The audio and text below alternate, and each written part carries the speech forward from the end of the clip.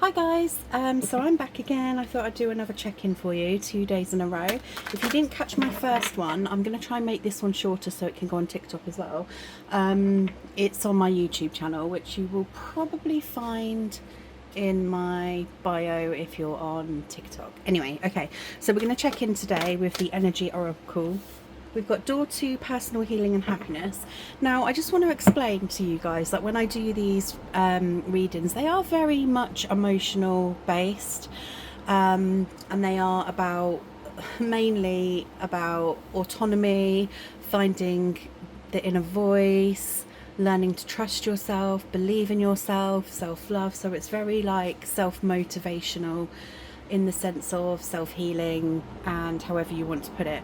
So it's quite interesting that door to personal healing and happiness has come out, because it's obviously given me that opening to kind of explain that to you.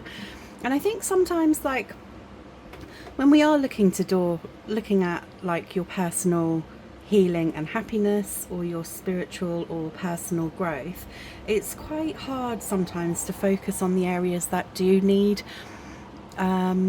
awareness and some form of self-address, because there's so much in life that can consume you in any moment, especially if you have quite a lot going on. I mean, there's work, there's family, there's financials, there's so much that's going on around us already that we have a handle on. We do seem to forget about where we are in that dynamic personally. And it's quite interesting when you get to like a specific age and you start to realize what some of the old sayings were, and what they meant, because I remember being very self-critical when I was a child, and I think that's obviously learnt behaviours more than anything, because I will feed off what I feel or see around me, which is pretty much like everyone does to a degree. So as a child, then you'd have people saying to you, well, you know, you can't really find love until you learn to love yourself. And then as a child, you don't really understand those words, you don't understand the meaning behind those words, and you hear it from an adult and you're like, yeah, whatever. But actually those words do stick with you. And it might not be that specific saying. There might be sayings that have stuck with you personally through your transition, from childhood to adulthood, and they're sticking there for a reason, because it's like important to kind of dissect those things. Anything that you hold on to for a long time, I feel is really important to look into and dissect, because they're there as a meaning. They mean something, and they're there for your development, your personal growth. And I think my first instinct when I heard those words were, well, loving yourself, that's like, you just don't love yourself, do you? Because that's ego. But there is a deep meaning behind loving yourself, because the stronger you are in accepting who you are, the stronger you are in accepting what you will accept from people. And this comes to personal boundaries, it comes to your personal values, what you believe in the world, and so on and so on. Anyway, let's move on, because I really want to keep this under 10 minutes. Okay, so what else do we have?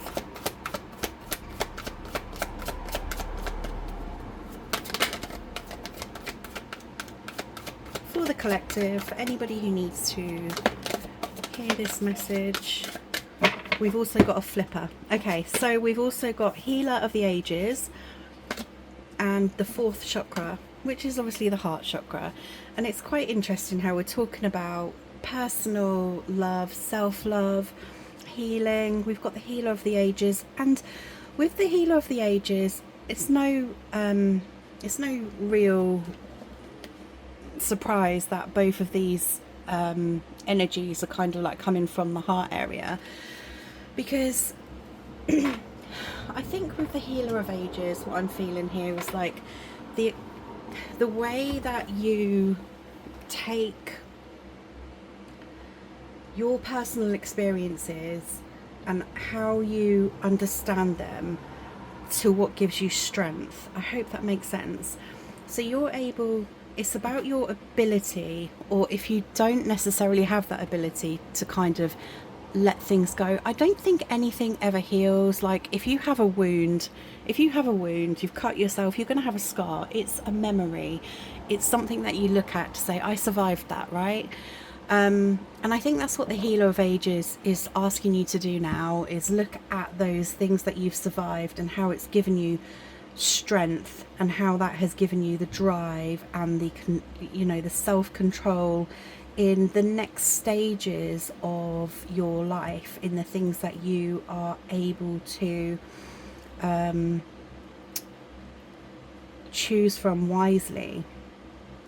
The heart chakra is about not ignoring the heart, because sometimes I think we can put some brick walls up and some boundaries to the point where we can kind of deflect what's right for us. We push away experiences because of our past experiences. We're scared of taking leaps of faith. We're scared of doing new things. And I think that's what this reading is all about. It's like follow your heart and guidance. There's action, look. Following your heart and guidance. And then at the bottom you've also got rest and rejuvenate. And that's like soul energy. That's giving yourself space and giving yourself the time for peace by taking action on those things that need, that I would say need to be released. It's like I say, it's easy to say released, but you can step away from things that aren't good for you. You can make those choices because you are your own person. You have your own mind. No one else in this world can understand you like you understand you. Never. It's just impossible. No one has the key to your mind. No one has the key to your thoughts. And gosh, even 9 times out of 10, we can probably not be able to make sense of our thoughts and feelings anyway. So how would another person be able to? So what gives them the right to take our mind space, you know? Okay, let's go in with just a couple of extras, just in case there's any extra words here. Like I said, I want to keep it under 10 minutes. I'm not sure that's going to happen. Six of Swords is again another action card, but it's being guided by your own personal experiences. And what I mean by that is being guided by your intuition, being guided by your soul. You have the inner thoughts, you have the inner knowledge in order for you to take those steps, but you must remember that you are guided. Right, let's see. I want to, this is my amazing book.